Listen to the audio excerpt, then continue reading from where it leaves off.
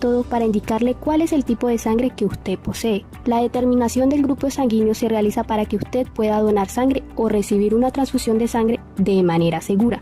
También se realiza para ver si usted posee una sustancia llamada factor RH en la superficie de sus glóbulos rojos. Los antígenos A y B son los más conocidos, pero no son los únicos que existen en la sangre humana. Hay otro, denominado factor RH, que se encuentra en los glóbulos rojos de más del 85% de la población de todo el mundo. Para entender bien este tema debemos tener en cuenta qué contiene la membrana celular de los eritrocitos en su superficie. Pues bien, esta contiene proteínas antigénicas correspondientes que se encuentran aparentemente adheridas a la membrana de los glóbulos rojos. La especificidad antigénica es conferida por el azúcar terminal, las cuales son responsables de los diferentes tipos de sangre. Existen principalmente dos tipos de antígenos que determinan el tipo de sangre, el antígeno A y el antígeno B, pero tranquilos, de esto hablaremos más adelante. Aquí lo importante es saber que estas características están bajo control genético y se heredan de padres a hijos. Antes de continuar con la explicación, veamos un poco de historia. En 1492, según Luis Agot, se registró el que sería el primer intento de transfusión sanguínea, la cual se le realizó al Papa Inocencio VIII, quien cayó en coma y se le suministró sangre por la boca de 3 niños de 10 años. Aunque los 3 fallecieron, fue un suceso importante para conocer la importancia de la donación de sangre. Posteriormente, en el siglo XVII, Jean-Baptiste Denis fue el primero en atreverse a transfundir sangre de corderos humanos. Sin embargo, fracasó en varios casos, lo que le costó una demanda y la prohibición de esta práctica. Pasaron más de 100 años de intentos fallidos de transfusión sin que tuviera éxito, pues aunque por ejemplo el médico ginecobstetra James Blundell en 1818, preocupado por la gran mortalidad materna por hemorragia postparto, realizó 10 transfusiones con sangre humana, de las cuales 5 tuvieron éxito. Sin embargo, los fracasos seguían siendo un misterio y una preocupación. Esto cambió en el año 1901 cuando Karl Landsteiner, quien fue un médico e investigador austriaco, se interesó en saber el por qué algunas personas producían aglutinaciones en contacto con los glóbulos rojos de otros individuos.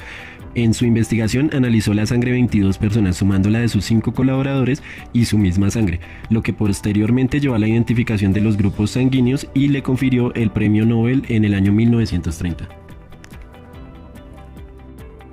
Volviendo al presente, vamos a hablar de dos grandes e importantes sistemas que nos ayudarán a profundizar un poco más en este interesante mundo de la hemoclasificación. El sistema ABO. Este sistema es aquel que, según las diferentes combinaciones de las proteínas antigénicas presentes en la superficie de los eritrocitos, dan como resultado los 4 grupos sanguíneos. Dichos antígenos son de mucha importancia en transfusión sanguínea, trasplante de tejidos y enfermedad hemolítica del recién nacido. Compatibilidad del grupo ABO es esencial para toda prueba serológica pretransfuncional. Estos grupos son el grupo A, que presenta antígenos de tipo A en la superficie del glóbulo rojo, el grupo B, que presenta antígenos de tipo B en la superficie del glóbulo rojo, el grupo AB, que presenta antígenos de tipo A y B en la superficie del glóbulo rojo, y el grupo 0, que no presenta ningún antígeno en la superficie del glóbulo rojo, ni tipo A ni tipo B. La presencia de estas proteínas antigénicas está asociada con la expresión de anticuerpos en el plasma. Estas proteínas son proteínas específicas capaces de reconocer otra proteína o antígeno y unirse a ella. Cuando observamos el resultado de estas combinaciones, logramos determinar que el tipo O negativo, que es el donante universal, él se puede transfundir a cualquier persona, con cualquier tipo, ya que ninguno presenta anticuerpos contra este grupo. Y el tipo AB, que es el receptor universal, puede recibir de cualquier tipo ABO, porque no presenta anticuerpos en el suero contra los antígenos ABO. En este sistema podemos observar que si la proteína está presente en la superficie del glóbulo rojo será RH positivo, pero si está ausente será RH negativo. De esta manera entendemos que una persona debe tener un grupo sanguíneo formado por la proteína A, B o las dos y además será RH positivo o RH negativo. En la antigüedad, al ignorar la hemoclasificación, muchas personas fallecieron a raíz de las transfusiones por incompatibilidad sanguínea. Momento después que fueron transfundidas, empezaban a tener ciertos síntomas de rechazo, los cuales eran calor en el brazo, dolores fuertes de estómago y riñones, orina negra con la continuación de la muerte. El tipo de sangre O no ocasiona una respuesta inmunitaria cuando la reciben personas con tipo de sangre A, B o AB. Esta es la razón por la cual las células sanguíneas tipo O se les puede dar a personas de cualquier tipo de sangre. La presencia o no del factor RH es hereditaria. Si ambos padres son RH positivo, el bebé será también RH positivo. Si ambos padres son RH negativo, el bebé también será RH negativo. Si uno de los padres es RH positivo y el otro RH negativo, el bebé puede heredar su factor de cualquiera de los dos. Por tal razón es importante que cuando se vaya a realizar una transfusión sanguínea se tome en cuenta el sistema de grupos sanguíneos, junto con el sistema RH, ya que la principal diferencia entre el sistema A, B y 0 y el sistema RH es la siguiente. En el sistema ABO, las aglutininas responsables de producir reacciones transfusionales aparecen de forma espontánea, mientras que en el sistema RH las aglutininas casi nunca se producen de forma espontánea. En cambio, antes de que aparezcan suficientes aglutinas para producir una reacción transfusional significativa, la persona debe exponerse primero de forma muy intensa a un antígeno RH, habitualmente mediante la transfusión de sangre o en el caso de la madre que tiene un niño con el antígeno. Ahora bien, existen 6 tipos frecuentes de antígenos RH, cada uno llamado factor RH.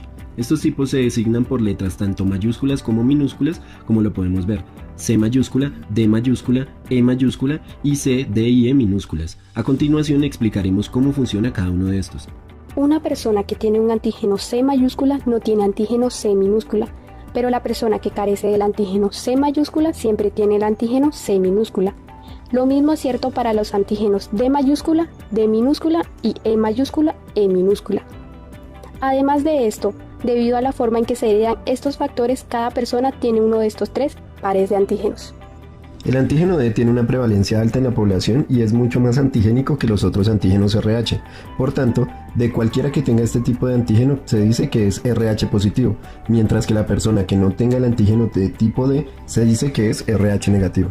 Gamma globulinas como otros anticuerpos y son producidas por las mismas células que producen anticuerpos frente a otros antígenos. La mayor parte de ellas son moléculas de inmunoglobulinas IgM e IgG. La mayor parte de las aglutinas son moléculas de inmunoglobulina de tipo IgM e IgG. Cuando el aglutinógeno de tipo A no está presente en las hematías de un individuo, se generan aglutinas anti-A en el plasma. El grupo O, no teniendo aglutinógenos, posee aglutinas anti-A y anti-B. El grupo A posee aglutinas anti-B y el grupo sanguíneo B posee aglutinas anti-A. La respuesta a esto es que en el organismo entran pequeñas cantidades de antígenos A y B en los alimentos, en las bacterias y de otras maneras, y estas sustancias ponen en marcha la aparición de aglutinas anti-A y anti-B. Por ejemplo, la administración intravenosa del antígeno del grupo A es un receptor que no tiene tipo sanguíneo A y provoca una respuesta inmunitaria típica con la formación de mayores cantidades de aglutinas anti-A.